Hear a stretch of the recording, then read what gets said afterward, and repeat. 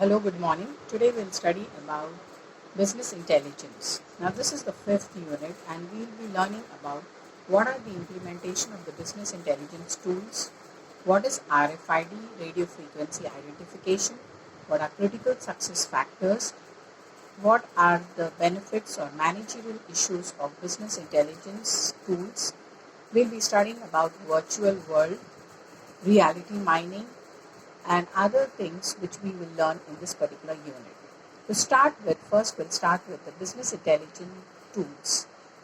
Now, the tools are those softwares which are helpful in designing the business intelligence. And we all know that business intelligence starts with data, information, decision, and action. Now, business intelligence is different from decision making in the simplest form that even your operational objectives, that is, your day to day work, can also be simplified by using the objectives of business intelligence. The five powerful or business intelligence tools are: first one is Tableau, Tableau. Now, as other implementation tools, Tableau also is used as one of the important aspects, which is simple to use and it can be used for the strategic decision making of the company. Now, Tableau is so simply designed that it can be used for the software that can be used for your day-to-day activities as well as for your strategic decision making. And it has simplified software where you can prepare like a dashboard and you can use it for simple activities of your top, middle, and lower level of management. The second business intelligence tool is Informatica. Now, the information that the data generates so that you can readily make it available for a simple user is what Informatica does. Sometimes it is very difficult to predict the data analytics in the future. That is, what could data analytics do or benefit you in the future. Informatica simply stresses out all that information that is required and gives you a ready-made information as to what it could predict for the future availability of the data and how it can be simply used in different kinds of organizations. As a consultant, as a recruitment person, you can still use this kind of data to simplify it for the requirements of the organization in the future. The third one is called as the Microsoft BI or Microsoft Business Intelligence. Now, every software tool that is being used in business intelligence looks similar. But what are the differences is the applicability or usage of that particular tool. Now, in Microsoft Business Intelligence, it uses Oracle SQL Server. Now, we all know that Oracle is a database, and a database is so well designed that it has multi-dimensional data. That means you can use this data in different forms, and this data can be used three-dimensionally. That is, you can use three variables for the data and you can predict what could be the outcome. Now, for this designing, the database simplifies itself into different functions like primary key, and it has the relationship with the tables. Now, in Microsoft BI, it tries to use the database where it can use the data warehouse in different forms. Now, a data warehouse where you can use the ETL process can be designed to simplify the data, that is extraction, transformation, and load.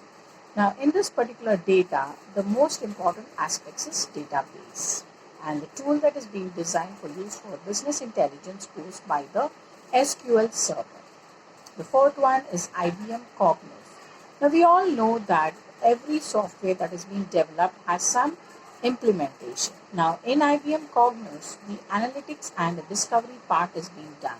That is, the key business questions are answered. Now, every business wants to make profit, and every profit cannot be given just like that. It has to be predicting the future, the strategic decision making of the company, and every company varies one from the other. So, in order to satisfy this, there is a collaborative decision making, that is, the collective intelligence of different people. This is what a Cognos does. A Cognos can be used as a consultant, it can be used as an administrator. That means a decision making taken by a single individual is called as your decision making. But when it is taken collectively by different people with different backgrounds and different mindsets, comes together with collective decision making. Now, when it is a collaborative one, we all want to come down onto a one common aspect where the key questions of the business can be obtained.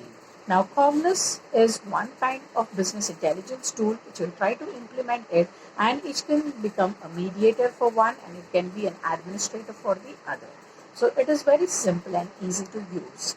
The last one is called as the Power Business Intelligence. Now we all know that when we have designed a particular business intelligence tool, the basic implementation is to give it in the form of a dashboard report.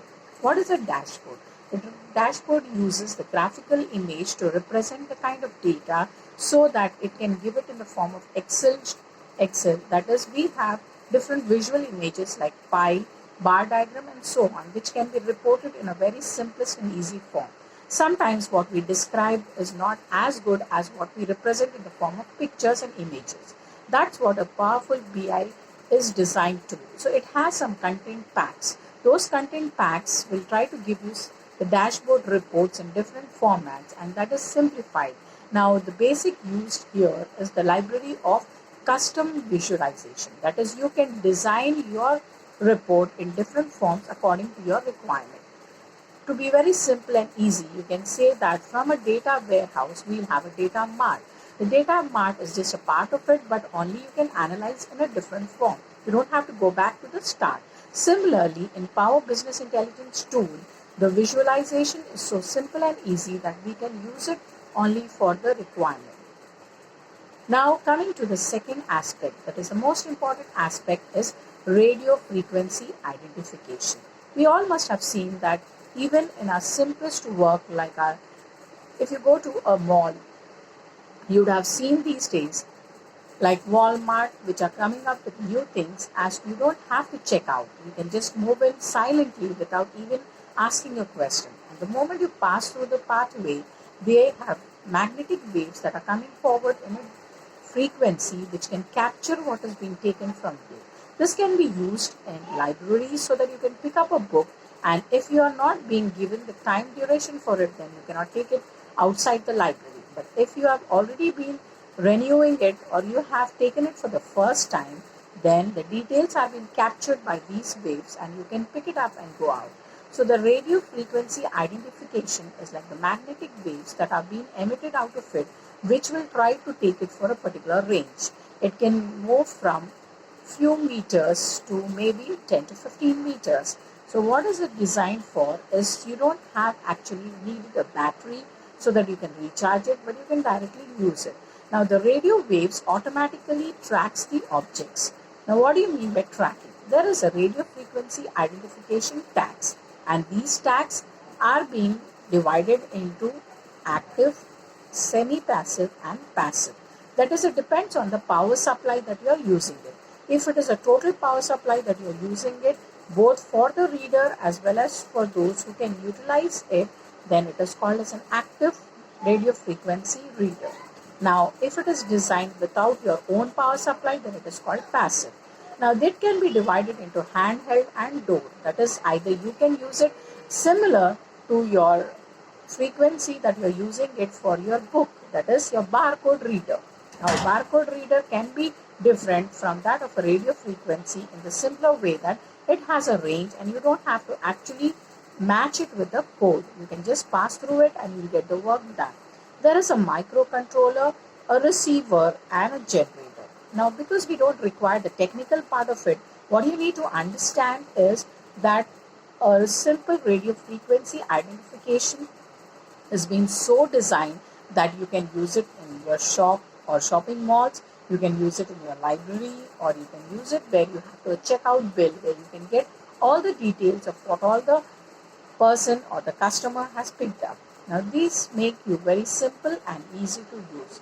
Follow the other series of my educational videos so that you will understand more in Unit 5. Thank you.